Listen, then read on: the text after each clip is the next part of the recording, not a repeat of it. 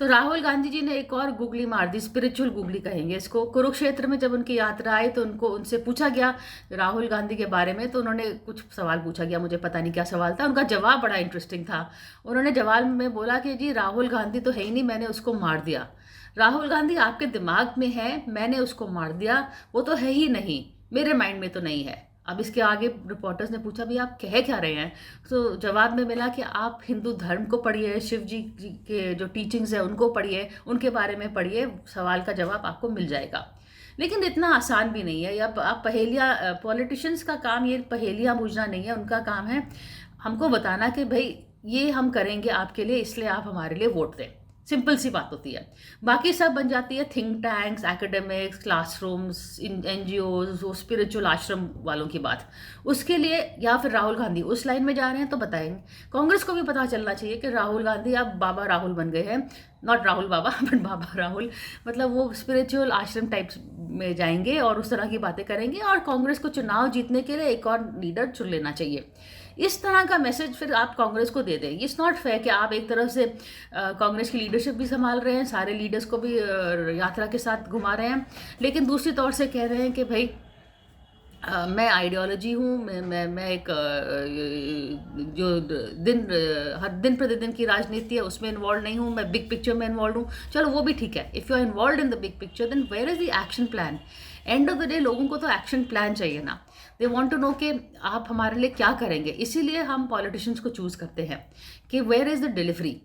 अगर आप खुद नहीं कर रहे हैं तो आप किसी और को नेतृत्व संभालने दीजिए, आप डायरेक्शन दे दीजिए, आप आइडियोलॉग टाइप बन जाइए, वो भी कांग्रेस लोगों को मंजूर है। आप चाहते हैं कि सबको पैसा मिले, इक्वल डिस्ट्रीब्यूशन होए, दो तीन अमीर लोगों के पास, उद्योगपति के पास पैसा नहीं आए, it's a very good idea. थोड़ा सोशलिस्ट ट्रेन ऑफ थॉट भी है which is also, Congress party हमेशा उस पद पे चलती है। आप ये भी कहते हैं कि भारत को जोड़ना है, हिंदू मुस्लिम के बीच में जो हो रहा है वो नहीं होना चाहिए, that is also a very good. इसमें कुछ गलत नहीं है और इस तरह की चीज़ें होनी भी चाहिए।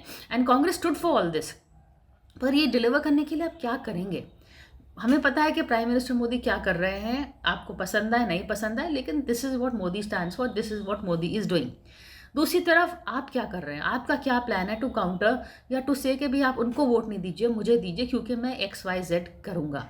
ये थोड़ा मिसिंग है यात्रा में। लेकिन पहेलियाँ बहुत हैं, मज़ा बहुत है, हेडलाइंस बहुत हैं। राहुल गांधी को बहुत दिनों के बाद हेडलाइंस मिल रही हैं और अच्छी हेडलाइंस मिल रही हैं। ज़्यादातर थोड़ी सी एक दो इधर उधर की जो पहेलियाँ करते हैं उसमें थोड़ा कन्फ्यूजन हो जाता है, but by and large I think he is getting good press.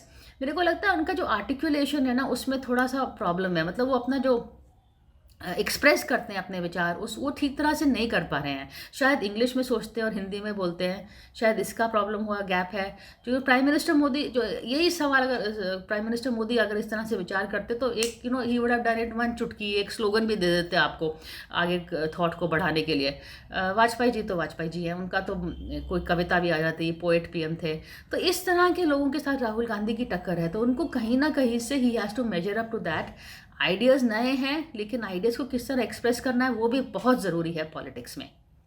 तब तक के लिए हम वेट करते हैं। ये यात्रा भी खत्म होने वाली है, कुरुक्षेत्र में वहाँ कौरव पांडव की भी लड़ाई छेड़ दी है, लेकिन वो हम अगले पॉडकास्ट में बात करेंगे इसके बारे में।